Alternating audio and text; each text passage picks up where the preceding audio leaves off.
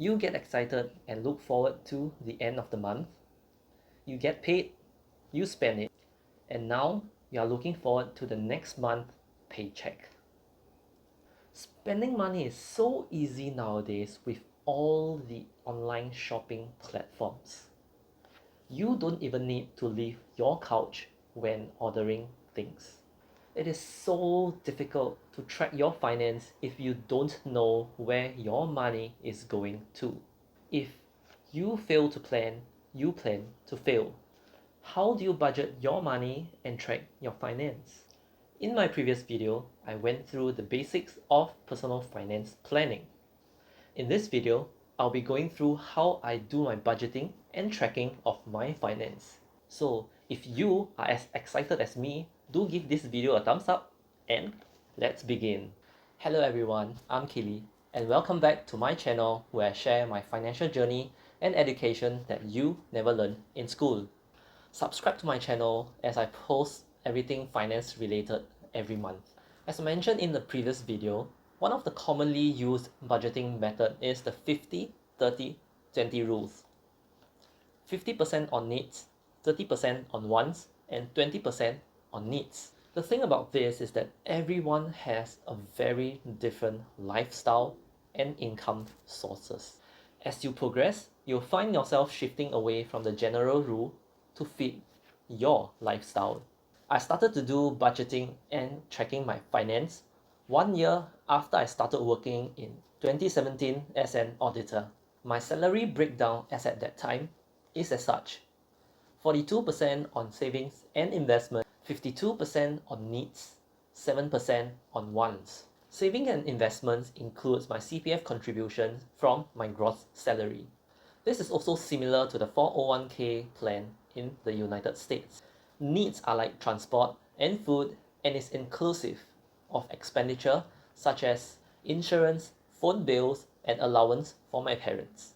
You might think that my want is so little at 7%, but in actual fact, it is slightly more than 7%, with my needs slightly lower than 52%. Why, you might ask? I follow this zero-based budgeting system. This means that my income minus expenditure and savings equals zero. It basically means that I give every dollar and cents a purpose throughout the month.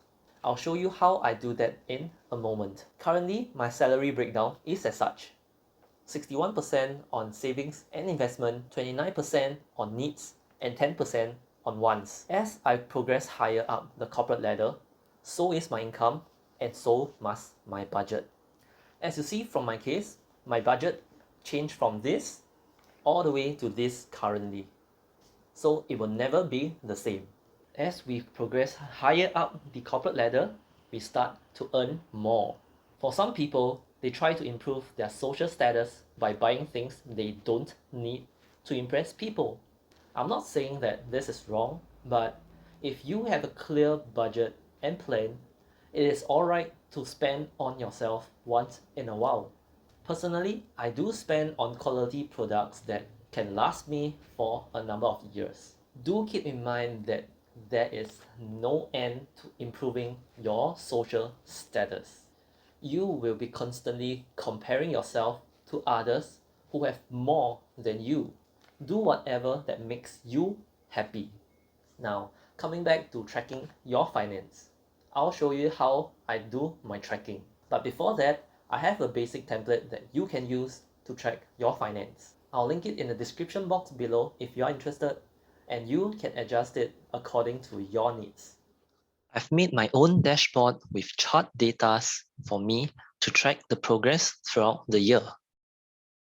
The figures here are all for example. In this page, we can see the current net worth, target, net worth growth, and net worth breakdown. I can update these views and the chart will change accordingly.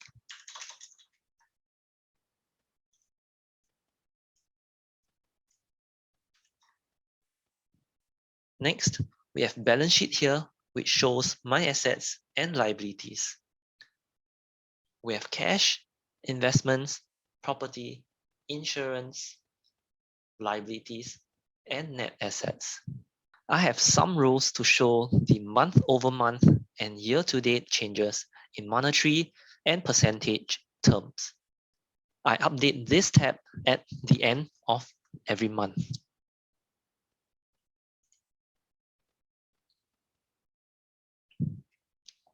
Next, we have the recording of income and expenses. For me, I usually track daily expenditure on my phone on the go. Then, at the end of the month, I will record them in bulk in this Excel tab. Next, we have budgeting. What I do here is to plan my expected expenses at the start of the year. You can see there's a variance between what was planned and the actual expense for the month.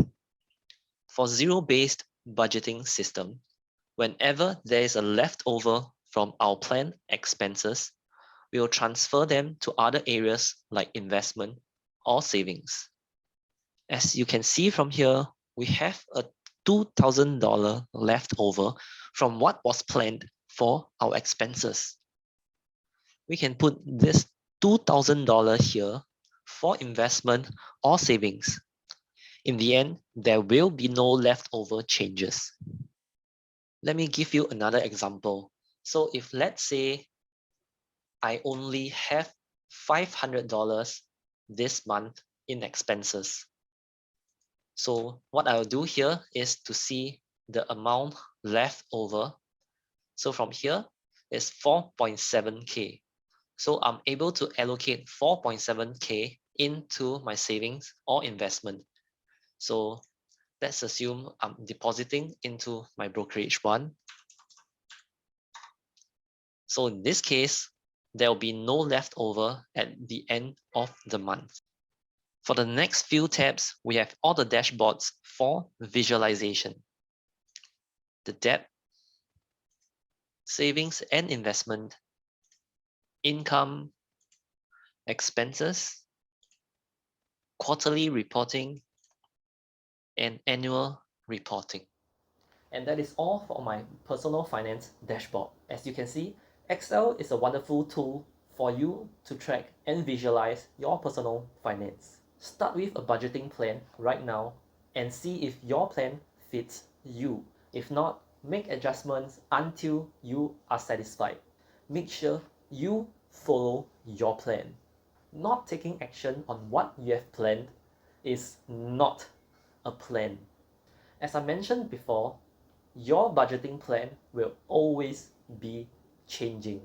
Plan according to your lifestyle and don't copy others. I can only give you a general guidance and a direction, but you know yourself best. If you like such content and is interested in following me on my financial journey, do like this video, subscribe, and turn on the notification bell.